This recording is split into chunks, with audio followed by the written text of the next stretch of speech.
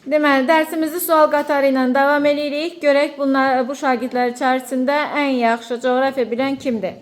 1, 2, 3, getir. Azərbaycanda Qor kəməri hansıdır? Yəni necə adlanır? Qor kəməri, Bakı, Tbilisi, Ceyhan. Doğrudur ki. Coğrafya necə qapalı hansılardır?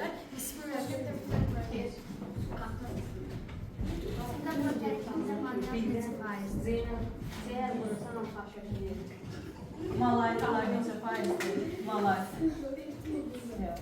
Malaylar, xalqlar olur. Sönmüş vulkanlar hansı vulkanlardır? Sönmüş vulkanlar bir daha yanmayacaq vulkanlardır. Yanması güman edilir.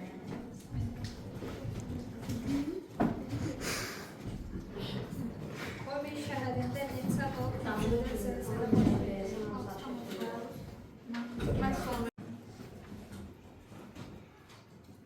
Kənd təsərrüfatının üçün əsas Əlamətlər. hansılardır? Mən əkinçilik, Yox, əkinçiliyi apara bilməyin üçün hansı əlamətlərə ehtiyacım var? Yəni həmin ərazi üçün nələrə diqqət almalıyım? mən deyim. mən torpaq Torpaq örtüyünü, sonra əkin sahəsini, yox. Günəşi, bir də su olmağını. Əyləş.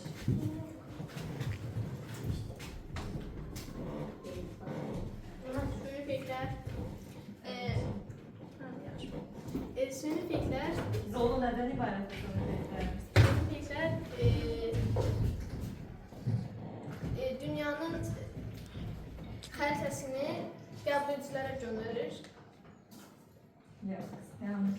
Süni peyklər dolu informasiyanı ötürməkdir. Məlumatları ötürülmək. Deyim mi? Mən oxuyum. Azərbaycan sahəsi neçə kilometrdir? Pul qız. Azərbaycan sahəsi.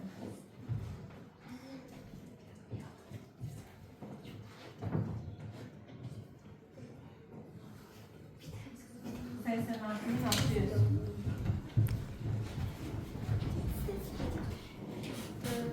Singapur koordinatlar nümunələrdir.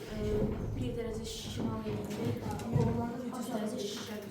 Doğrudur.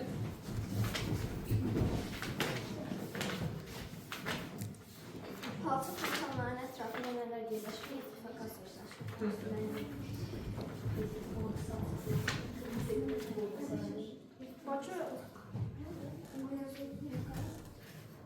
Bakı arxipelagında neçə ada palçıq vulkan püskürməsi nəticəsində yaranır? Neçə dənə ada yaranır palçıq vulkan püskürməsi nəticəsində?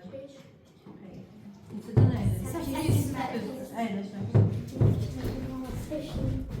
Atmosferin qalınlığı neçə kilometrdir? 65. Yox. 92 yerdən. Takana vulkanın hündürlüyü nə qədərdir? 4600. Ölçümüz İranda nə qədər məsafədir? 735. Məsəl arasında hündürlüyü nə qədərdir? 1500-2500. Doğrudur. Azərbaycanın Azərbaycanda gəmibərə xətti hansıdır? Bakı Türkmen başlasın.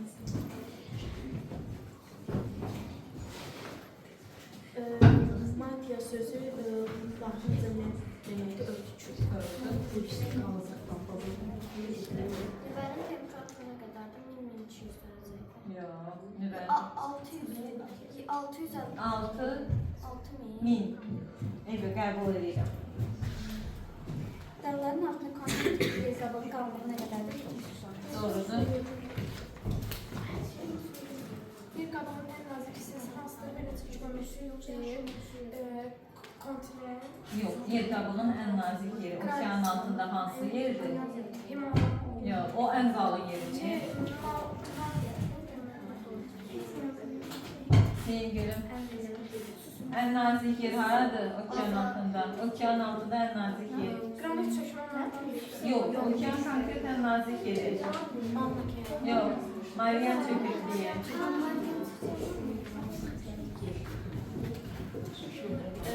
Seismograf sistemi sayəsində neçənci ildə işlər azaldı.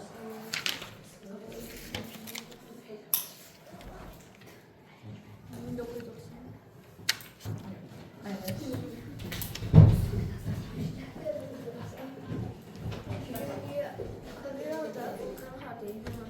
Yok. Lüleler vulkanı hardadır?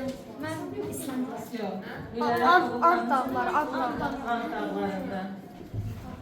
İstəsəniz Türkmen asıllı, Sırtiyədə şey, Xarqası var. Aferin.